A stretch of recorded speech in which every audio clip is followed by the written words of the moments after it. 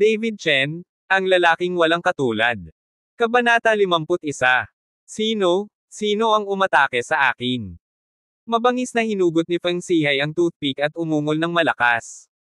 Gayunpaman, sa kaibuturan ng mga mata ni Feng Zihay, may bakas ng takot. Kahit na ang kanyang matigas na qigong ay hindi kayang labanan, kahit na ang isang ordinaryong tao ay may matalas na sandata, hindi niya mababasag ang kanyang matigas na qigong. Ngunit ngayon ay isang maliit na toothpick ang aktwal na tumusok sa kanyang braso, na ikinagulat ni Feng Zihay, hindi niya inaasahan na may mga master na nakatago sa mga taong ito. Nagkatinginan ang lahat, walang nakakaalam kung sino ang gumalaw ng kamay. Si Lin Chanho lamang ang nagulat kay David, na may paghanga sa kanyang mga mata. Ako ito. Si David ay isang hakbang pasulong. Ikaw. Tumingin si Feng Zihay kay David at bahagyang kumunat ang noo. Si David ay nasa early 20s pa lang, paano magkakaroon ng ganoong lakas ang isang binata? David, ikaw? Huwag kang masyadong mayabang, hindi siya. Nagulat si Sonia at nagmamadaling ibinalik si David. Miss Su, magiging maayos si Mr. Chen, hindi mo kailangang magpanik. Pinigilan ni Lin Chanho si Sonia. Anak, babayaran mo ang buhay mo sa pagpapakitang gilas mo. Gusto mo bang panindigan si Lin Chanho? Tanong ni Feng Zihay sa malamig na boses. Huwag kang magsalita ng kalokohan, kung gusto mo, bilasan mo, masyado akong busy. Walang ekspresyong sabi ni David. Sa oras na ito, si David ay nagsimulang magkaroon ng isang layer ng light mist sa buong katawan niya. Ito ang pagtitipon ng nakapalibot na aura, at pagkatapos ay nabuo ang isang matigas na proteksyon sa katawan ni David. Maliban sa mga desperadong panawagan ni Sonia na bumalik si David, walang nakakapagpapahina ng loob kay David. Lahat ng mga taong ito ay gustong makita kung talagang may kakayahan si David para kay Gwen Tian na igalang siya ng husto. Kamatayan sa korte. Isang malamig na liwanag ang sumilay sa mga mata ni Feng Zihay, at mabilis siyang lumapit kay David. Ang bilis ni Feng Zihay ay napakabilis, parang kidlat na umabot kay David sa isang iglap, at pagkatapos ay isang kamao na kasing laki ng sandbag ang umindayog patungo kay David. Sa oras na ito, mahinahong tumingin si David kay Feng Zihay. Sa pagharap sa mabilis at marahas na suntok, tila hindi pa ito narinig ni David. Nang makita ito, napabulalas si Sonia, hindi. Ngunit hindi tumigil si Feng Zihay, at sinuntok ng malakas ang dibdib ni David. Pak! Ang suntok na ito ay puno ng daan-daang libra ng kapangyarihan, kahit isang kabayo, natatakot ako na sa ilalim ng suntok na ito ay mamamatay. Ngunit natuklasan ng kakaibang eksena na ang katawan ni David, na mahigit 100 jeans lamang, ay hindi gumagalaw sa ilalim ng suntok na ito, ngunit kakaibang nakayuko ang mga braso ni Feng Zihay.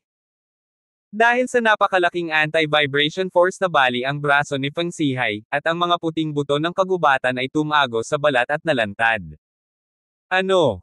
Napasigaw si Feng Zihay sa sakit, nakatingin sa kanyang naputol na braso na hindi makapaniwala. Ikaw, kaya mo bang patigasin ang qigong? Tanong ni Feng Zihay na may baluktot na mukha. Alam mo, balahibo lang. Ngumisi si David. Gayunpaman, walang maniniwala sa mga salita ni David. Paano ito magiging isang matigas na qigong na kahit si Feng Zihay ay hindi makalusot? Ibinuka ni Sonia ang kanyang bibig at nakitang maayos na si David, puno ng pagtataka ang kanyang mga mata. Sa sandaling ito, si David ay mas matangkad sa kanyang mga mata, at ang pag-ibig sa kanyang puso ay nadagdagan. Kanino ka natuto? Bakit ang aking Panginoon, ang natatanging matigas na qigong ni Ye Fengchun, ikaw din? Si Feng Zihay, kung saan natutunan ni David ang matapang na qigong, ay medyo nalito. Wala akong sekta, at hindi ako hard qigong. Ang tinatawag na matigas na qigong ay isang pandaraya lamang upang linlangan ang mga tao. Bahagyang ngumiti si David at sinuntok si Feng Zihay sa dibdib. Si Feng Zihay ay bumulwak ng isang subo ng dugo at lumipad palabas. Si David ay hindi isang matigas na qigong, siya ang paraan ng paglilinang ng mga immortal, hindi banggitin ang suntok ni Feng Zihay, kahit isang bala ay hindi makakapasok sa kalasag ni David. Kabanata 52. Si Feng Zihay ay tumingin kay David na may takot, ang pagkabigla sa kanyang puso ay hindi maipaliwanag. Sa suntok ni David, napagtanto ni Feng Zihay na ang kanyang matigas na qigong ay walang silbi. Kuya, kung maaari mong iwan ang iyong pangalan bilang bawal, babalik ako kay Feng Zihay para sa payo sa ibang araw.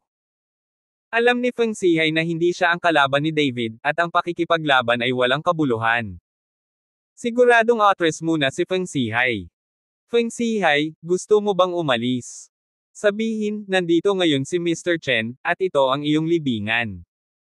Tumingin si Lin Chanho kay Feng Zihay ng may pagmamalaki.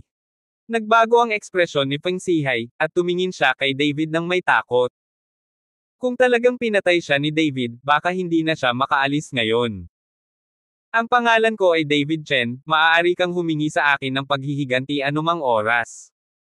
Kung hindi ka naman lalaban ay, maaari mong tawagan ang iyong amo. Alam ni David ang ibig sabihin ni Feng Zihay at malamig na ngumiti. Mr. Chen, hindi mo maaaring hayaang bumalik ang tigre sa bundok. Nang makitang talagang gustong palayain ni David si Feng Zihay, agad siyang pinasigla ni Lin Chanho. May sarili akong sukat, umatras. Bahagyang kumunat ang noo ni David. Nang makitang magagalit si David, natakot si Lin Chanho na magsalita pa, kaya nagmadali siyang bumalik. Okay, naalala ko, laging nandyan ang berdeng burol, ang berdeng tubig ay laging umaagos, magkakaroon tayo ng kinabukasan. Pinunasan ni Feng Zihay ang dugo sa gilid ng kanyang bibig at iwinagayway ang kanyang kamay patungo sa kanya, let's go.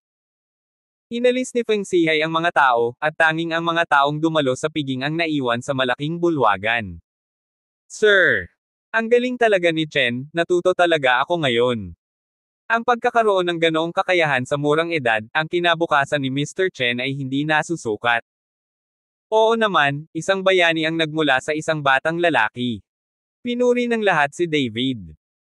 Hindi inaasahan ni Gu Wentian na magagawa ni David na magpalayas ng mga multo at masupol ang mga demonyo, ngunit napakalakas ng kanyang martial arts, na naging dahilan upang mas bigyan niya ng pansin si David.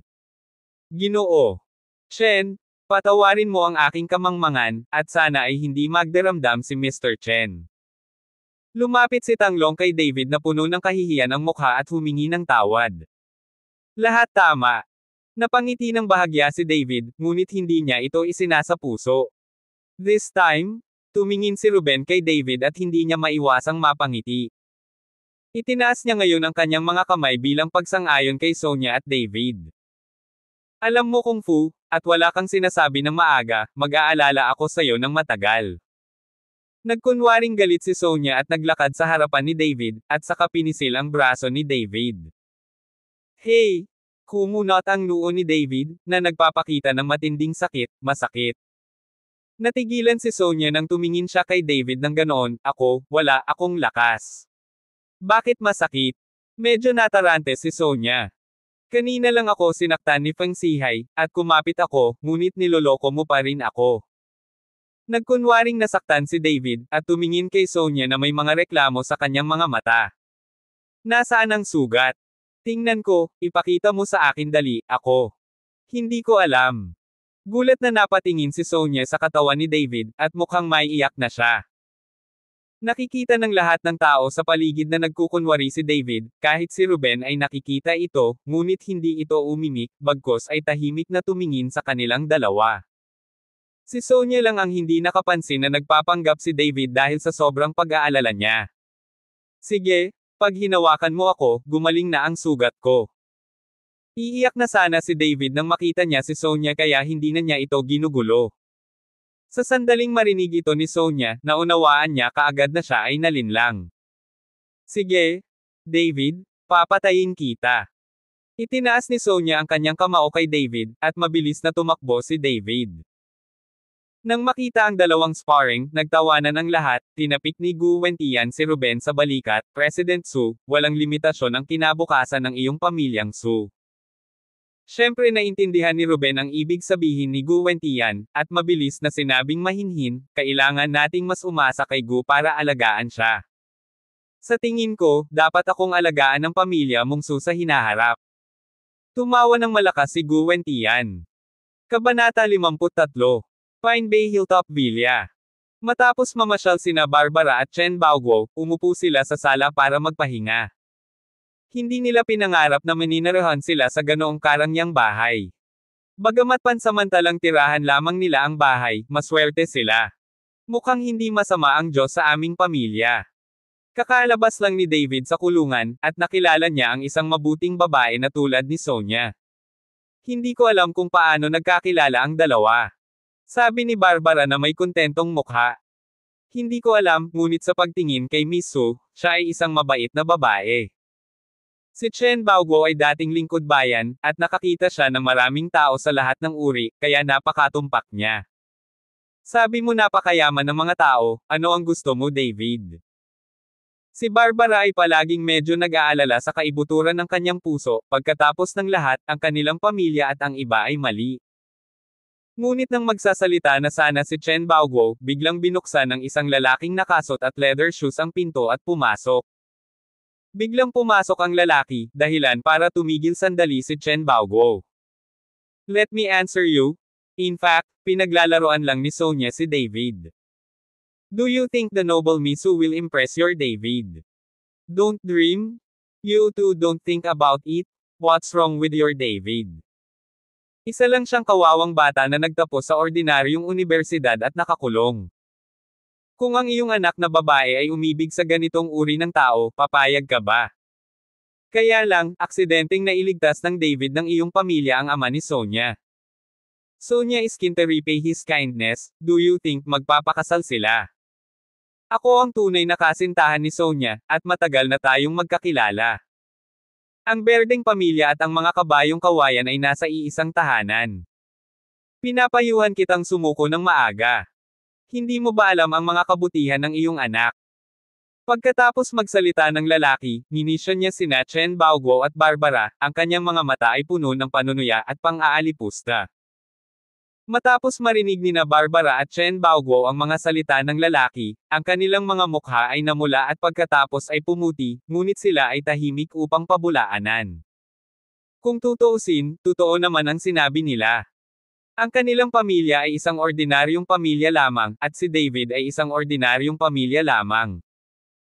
Ang mga tao, na nasa bilangguan, sino ang magnanais na pakasalan ang kanilang anak na babae sa gayong tao?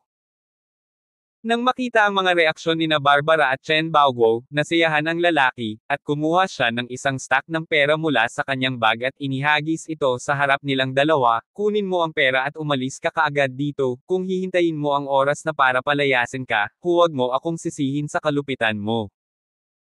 Pagkatapos magsalita ng lalaki, tumalikod siya at umalis, pagkatapos ay sumakay sa isang sports car sa labas ng courtyard at lumakad palayo, naiwan lamang sina Barbara at Chen Baoguo na nakaupo doon na walang dala. Ang dalawa ay tila sabay na ibinagsak mula sa langit patungo sa mortal na mundo, at bumalik sa realidad. Pagkaraan ng ilang sandali, huminga ng malalim si Chen Baoguo, bumangon at nagsimulang mag-impake ng kanyang mga gamit, hindi sila karapat-dapat na manirahan dito. Bahagyang namumula ang mga mata ni Barbara, at patuloy na umaagos ang mga luha mula sa kanyang mga mata. Umayos lang si Chen Baoguo, humakbang pasulong at mahinang tinapik si Barbara sa balikat, halika, hintayin mong bumalik si David, kausapin mo siyang mabuti, hayaan siyang makilala ang katotohanan, hindi sila pareho ni Miss Su. Umalis sina Chen Baoguo at Barbara at bumalik sa kanilang orihinal na bahay. Barbara, nabalitaan ko na sinundan mo si David para manirahan sa isang malaking bilya, bakit ka bumalik? Bumalik ka na lang sa orihinal na bahay, tanong ng isang nasa katanghaliang gulang na babae. Yung tita Wang niya, hindi ba siya sanay na nakatira dito, kaya bumalik siya. Nabalitaan ni Barbara na ang kabilang partido ay ang kanyang matandang kapitbahay na si Wang Changfeng, kaya ngumiti siya ng nag-aalangan. Hindi rin madali itong Wang Changfeng. Noong kabataan pa ang bata, namatay ang kanyang asawa, at nag-iisa niyang pinalaki ang kanyang anak. Buti na lang bumalik, nakakachat pa yung mga dati nating kapitbahay, kakalabas lang ni David sa kulungan, paano magkakaroon ng ganito kagandang bagay, tumira sa malaking bilya, mag-ingat na huwag gamitin ng tao, kapag oras na. Sige, papasok ako minsan. Nasira ang buhay. Walang pakialam na sabi ni Wang Changfeng. Hindi man maganda ang mga salita, ngunit wala silang masamang iniisip, kabilang sila sa uri ng kutsilyong may pusong tofu. Understood. Ngumiti si Barbara at tumango. Kabanata 54. Sa Regal Hotel sa oras na ito, tapos na ang piging at umalis na ang lahat, iniwan ni Gu Wentian si David at sinabing, Mr. Chen, hiniling mo sa akin na hanapin ang spirit pen at cinnabar, dahil totoo naman na lumabas ang pari ng tao para hingin iyon. Doktor, medyo matatagalan pa bago makabalik. Ayos lang, pinaghirapan mo. Sabi ni David sabay ngiti ng bahagya. Mahaba na ang mga mata ni nanay, wala akong pakialam kung maghintay pa ako ng ilang araw, tutal hindi naman minamadali ang ganitong bagay. Mr. Chen, anong pinagsasabi mo? In the future, basta may silbi si Mr. Chen, magsalita ka lang. Matapang na sabi ni Gu Wentian. Pagkatapos ng ilang pagbati, binalak ni David na umalis, ngunit pinigilan ni Tang Long, at pagkatapos ay biglang lumuhad si Tang Long sa harap ni David. Si Mr. Chen ay matalino at may talento, sana ay tanggapin ako ni Mr. Chen bilang isang disipulo. Nakita lang ni Tang Long ang lakas ni David at gusto niyang talunin si David bilang kanyang guro. Hinawakan ni David ang mga balikat ni Tang Long at bahagyang itinaas si Tang Long, sa aking maliit na kakayahan, paano ako magiging karapat-dapat na maging isang master, napakataas ng tingin mo sa akin. Si David ay nagpractice ng Faho, at ang pagsunod kay Tang Long at ang iba pang mga mandirigma ay hindi pareho, kaya walang paraan upang magturo sa kanya ng anuman. Hindi ba kailangan turuan siya ng mentality? Mr. Chen, ikaw. Tang Long? Okay. Dahil sabi ni Mr. Chen, huwag mo nang pilitin. Pinigilan ni Gu Wentian si Tang Long, kahit na si Gu Wentian mismo ay hindi isang mandirigma, ngunit naiintindihan din niya ang ilan sa mga bagay sa loob, paano niya madaling turuan ang iba ng kanyang sariling mga kasanayan. Nang makita ito, maaari lamang tumabi si Tang Long at tumigil sa pagsasalita. Brother Tang, kung mayroon ka, maaari tayong mag-usap at maging master mo, ngunit wala talaga akong mga kwalifikasyon. Ngumiti ng paumanhin si David. Salamat, Mr. Chen. Sinabi ni Tang Long na may kagalakan sa kanyang mukha. Nang umalis si David sa hotel at bumalik sa Pinecrest Villa, nalaman niyang wala ang kanyang mga magulang. Kinuha ni David ang kanyang cellphone at tinawagan ang kanyang mga magulang. Nang malaman niyang nakabalik na sina Chen Baoguo at Barbara sa orihinal na bahay, nagmamadaling bumalik si David.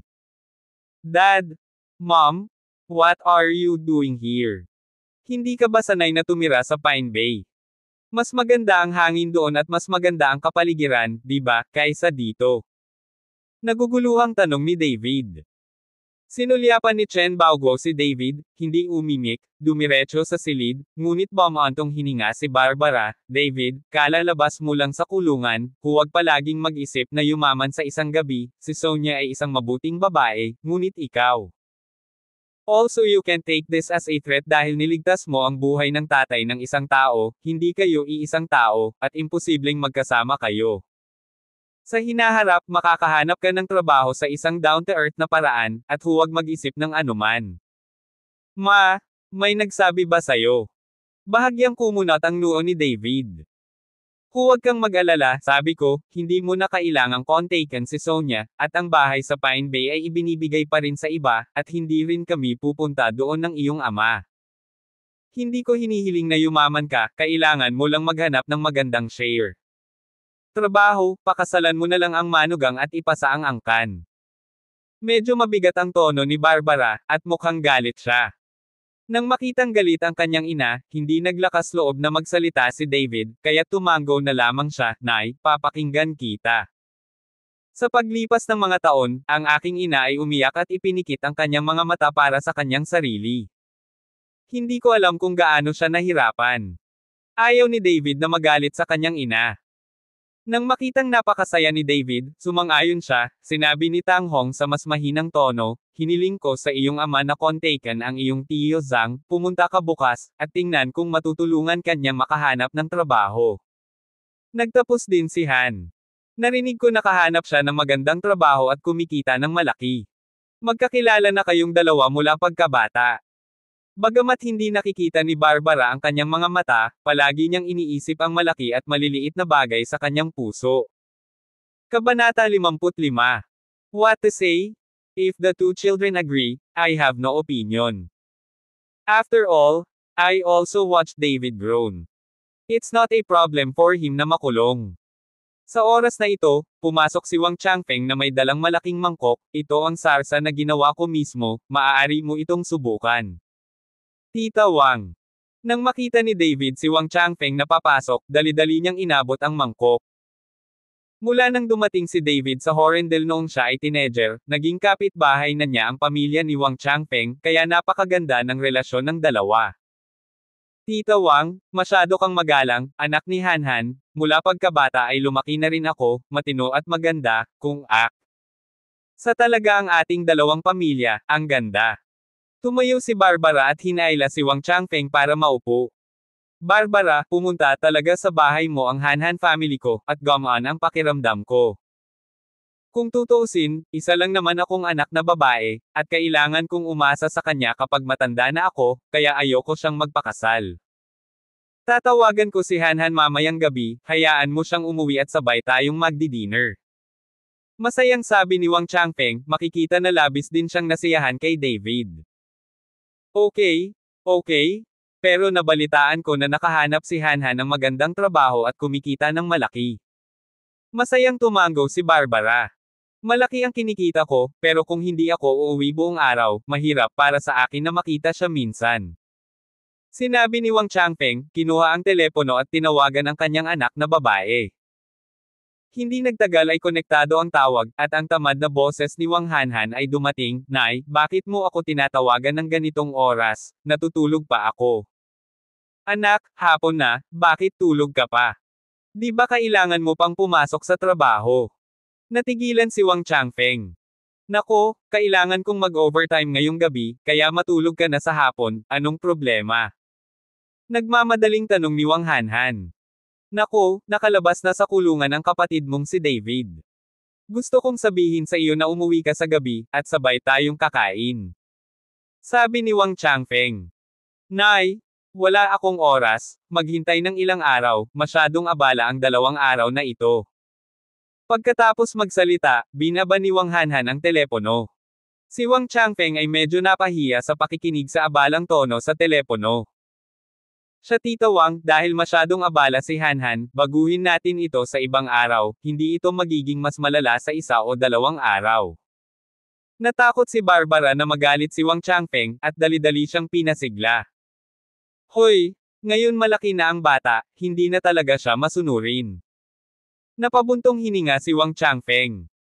Nanatili si Wang Changfeng sa bahay ni David hanggang gabi, habang si David ay walang magawa at nagplanong lumabas para mamasyal.